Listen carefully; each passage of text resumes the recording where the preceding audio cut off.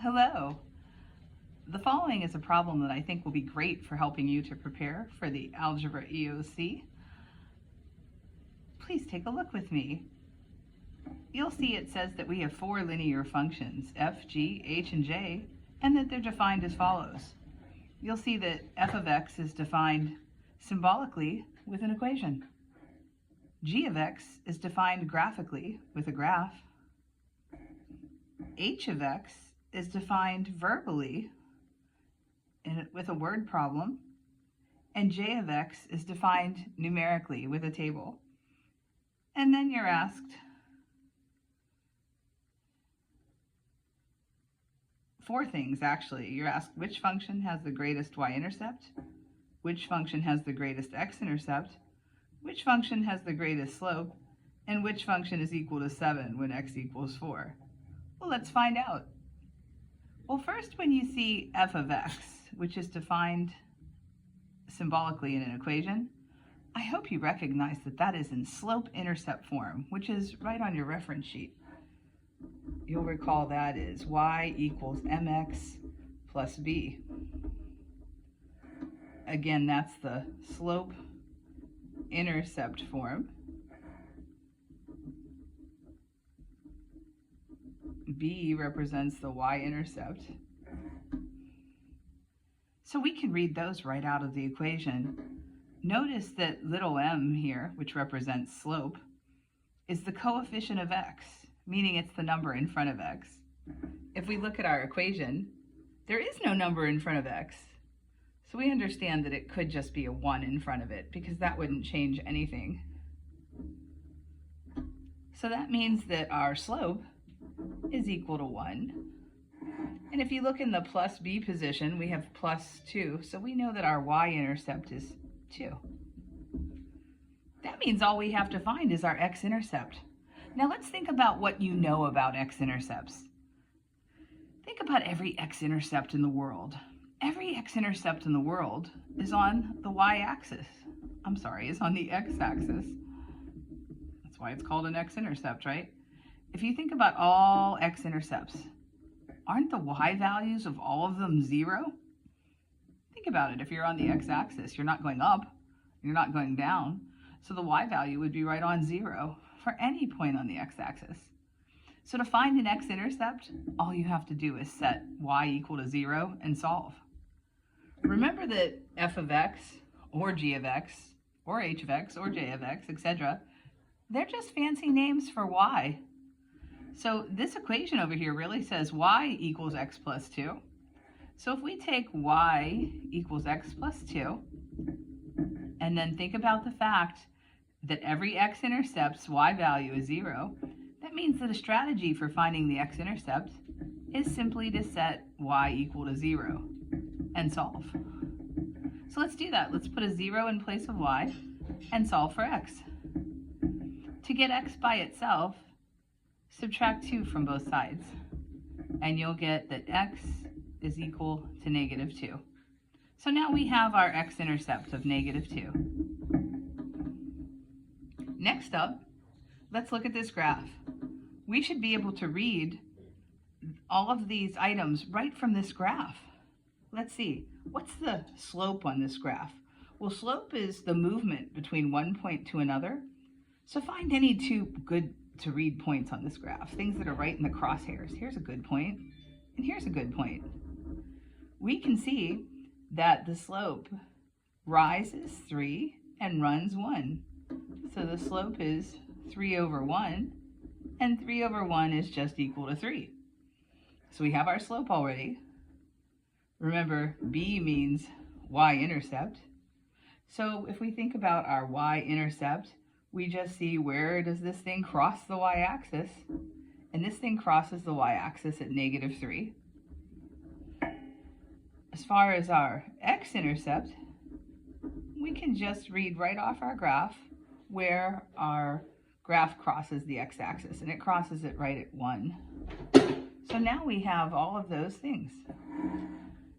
Now, in the third function that we're given, we're told that the height of this climber is in miles after X hours. So let's read that one. It says a climber is on a hike. She starts at an altitude of 1 mile. Hey, starts?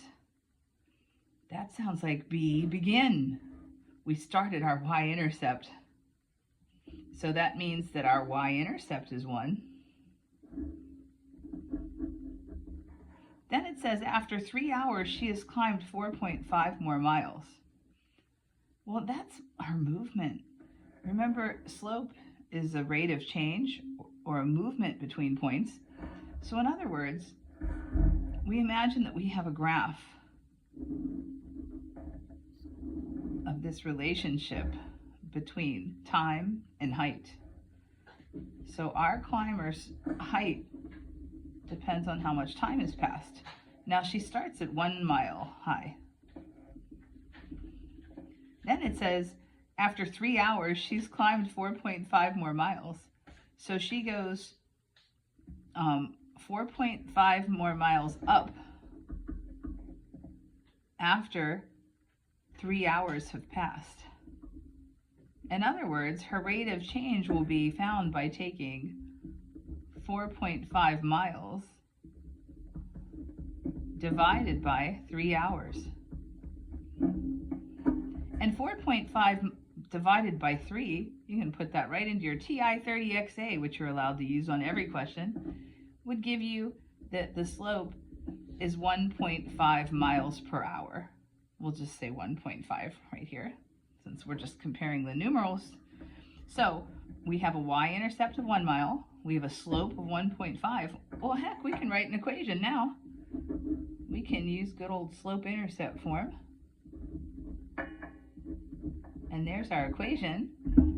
And remember, when you have an equation, it's easy peasy to find the x-intercept. All you have to do is remember that at all x-intercepts in the world, y is equal to 0. So just let y be 0 and solve for x.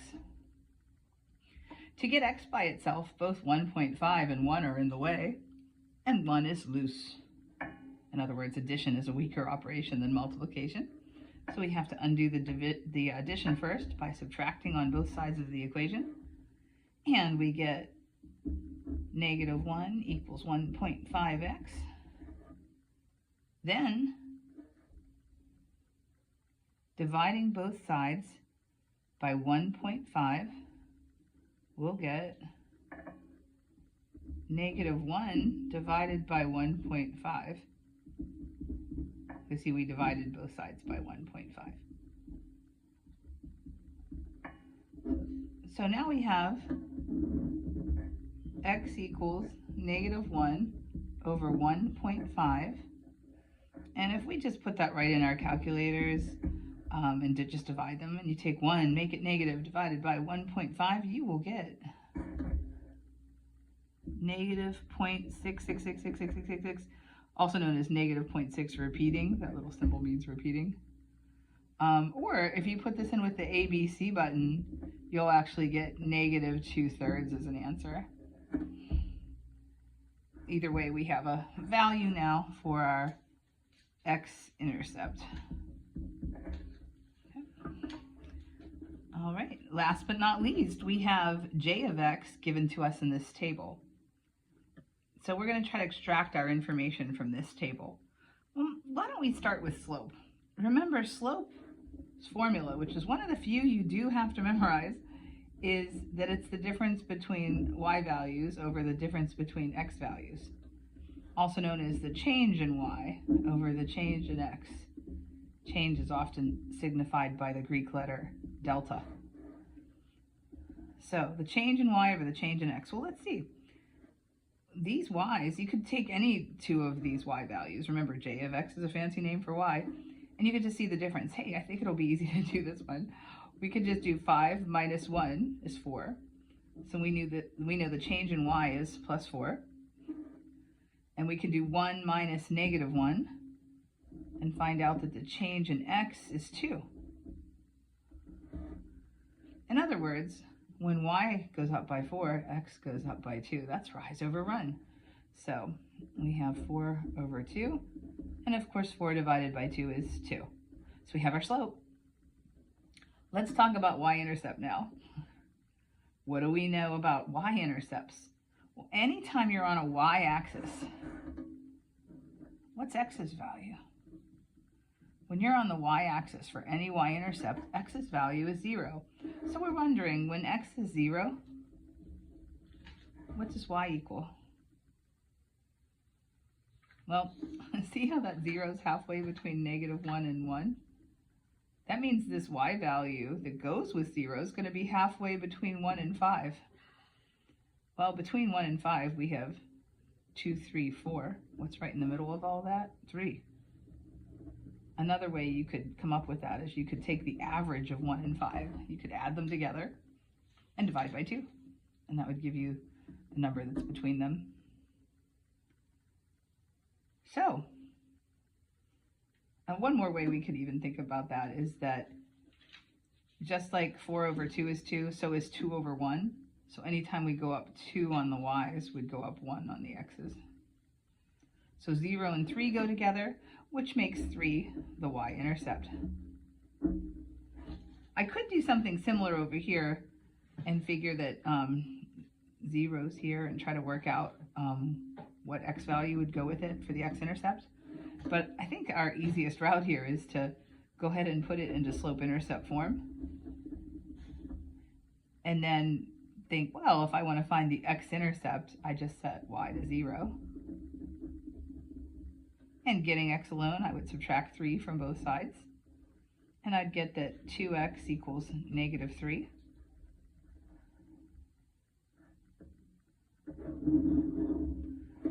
So since I'm running out of room there, I'll bring it up here. So 2x equals -3, dividing both sides by 2, we'll get that x equals -1.5. Okay, so we've got a lot of information here. For all 4 functions, we've found now the slope, the y-intercept, and the x-intercept. And now we have a lot of things to compare down here. So I think it might actually be wise for us to make another table that just lists those things for everybody. So let's examine our 4 functions here. We have f of x, g of x, h of x, and j of x. Remember, those are all fancy names for y. And I think I'm just going to record what those pieces we found were. So for all of those, we've found, and I'll stay with the order they give us here in the questions, we found the y-intercept for all of those. We found the x-intercept. We found the slope. So I think I'm just going to record those values in this table just so I can easily compare them, because you can see above I've kind of got them everywhere. So here in number 1, the slope was 1. I'm sorry, for our first function, f of x, the slope was 1. And our y-intercept was 2. And our x-intercept that we found was, actually I guess that went down here. Our x-intercept was -2.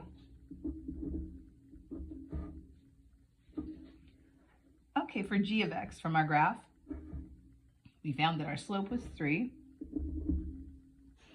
Our y-intercept was -3. And our x-intercept was 1. Now let's look at h of x, that one with our climber. Well, with our climber here, we found immediately that our beginning value, or our initial value, was that she was 1 mile up. So that was our y-intercept. Think about it, her initial height is when 0 time has passed. So at 0 hours, she's 1 mile high. That's a y-intercept.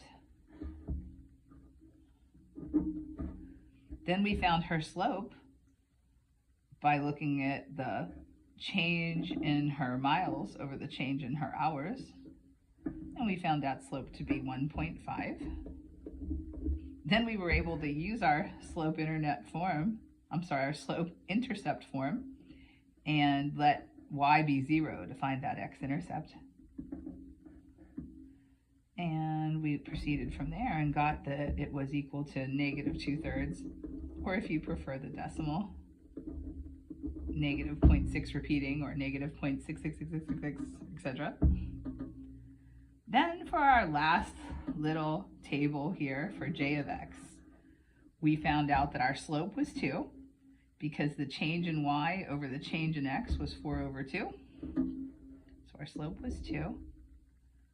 We looked for our y-intercept. You should know immediately when we're talking about a y-intercept that x is 0 at the y-intercept.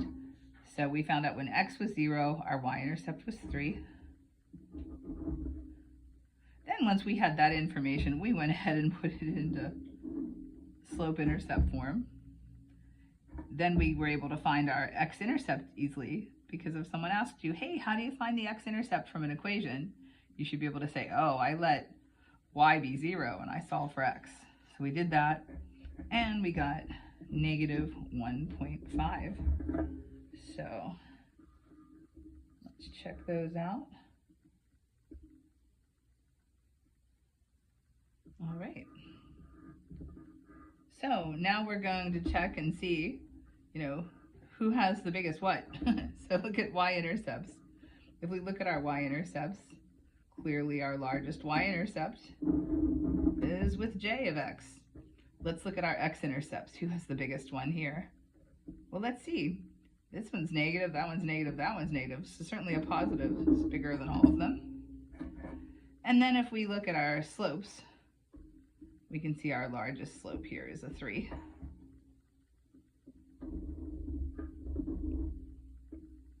So what's that mean up here? It says, which function has the greatest y-intercept? Well, that was j of x. It says, which function has the greatest x-intercept? Ooh, that's g of x. Which function has the greatest slope? That's g of x again. Thought I was going to give you one of each, didn't you? Okay, there's one final question here. It says, which function is equal to 7 when x equals 4? Well, there's some really good notation for that.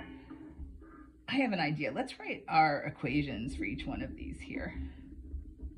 So we saw for f of x that our equation, what was given to us, y equals x plus 2.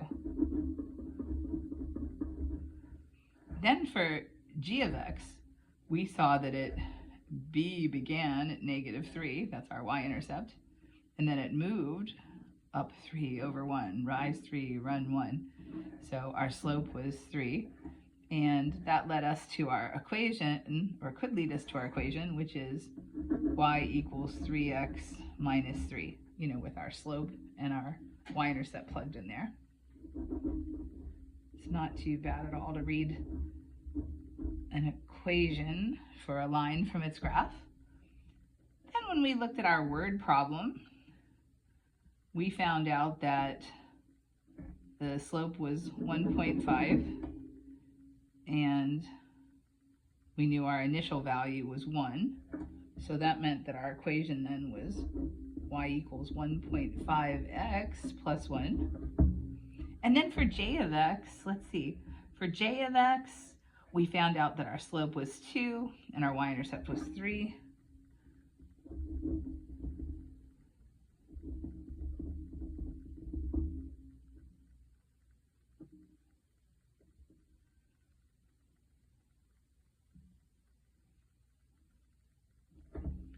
So then we have our 4 equations here. And we're now in a good position to answer this 4th question, because it says, which function is equal to 7? What's that mean? When they said the function is equal to 7, they could also express that as f of x equaling 7. So what do they mean? Well, remember that f of x is a fancy name for y. So this is their way of saying, when y equals 7, what does x equal? So if we want to find out